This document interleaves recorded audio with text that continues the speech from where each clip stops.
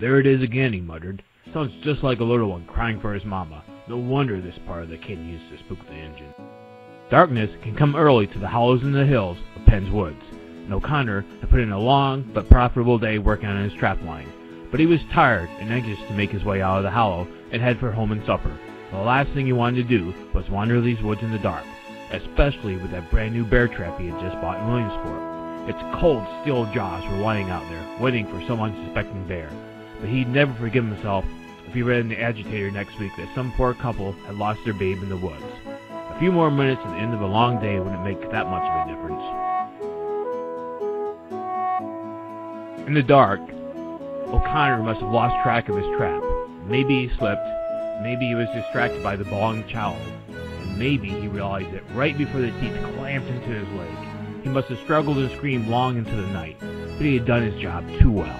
He couldn't break the tether, the steel held tight, and he died of starvation and exposure, leaving his body to be found by hunters.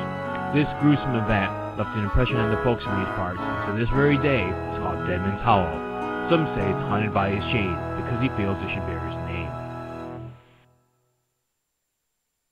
Pennsylvania has many natural and supernatural attractions, and you can read more in Ghosts of Penn's Woods by Jeffrey R. Fraser.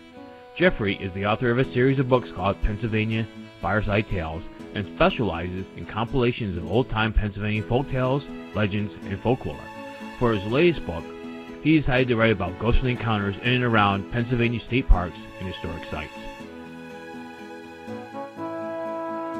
Brigit's Glen Park offers scenic waterfalls and great hiking, but it is also home to the Ghost Tree, a tree planted in the very spot a young woodhick or lumberjack was crushed to death. It's still there today, but bears no leaves or fruit. It's as if it has been covered with a killing frost, and it appears as white as a dried dead bone. Some claim to hear strange sounds and screams in the wind.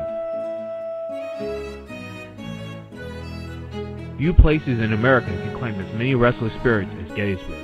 The battlefield carries a sense of melancholy and the feeling that not all the dead have yet found their peace. There is at least one man who has heard shouts of, "Give 'em the cold steel, boys!" where Major General George Pickett's division met their bloody end.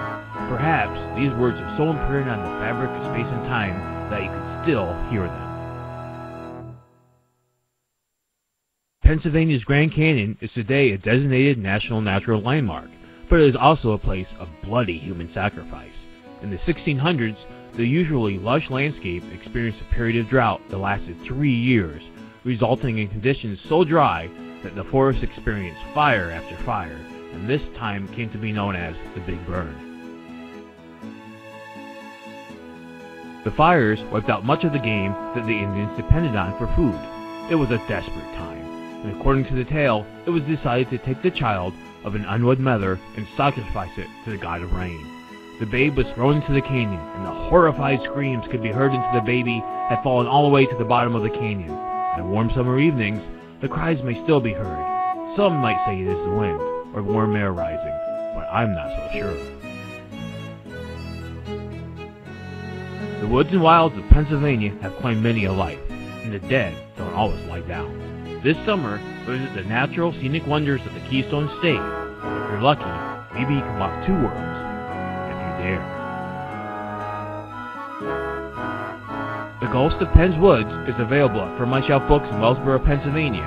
You can visit our website at wellsborobookstore.com, or you can send a check for $11.95 plus $3 shipping and handling for a total of $14.99 to From My Shelf Books, 87 Main Street, Wellsboro, Pennsylvania, 16901.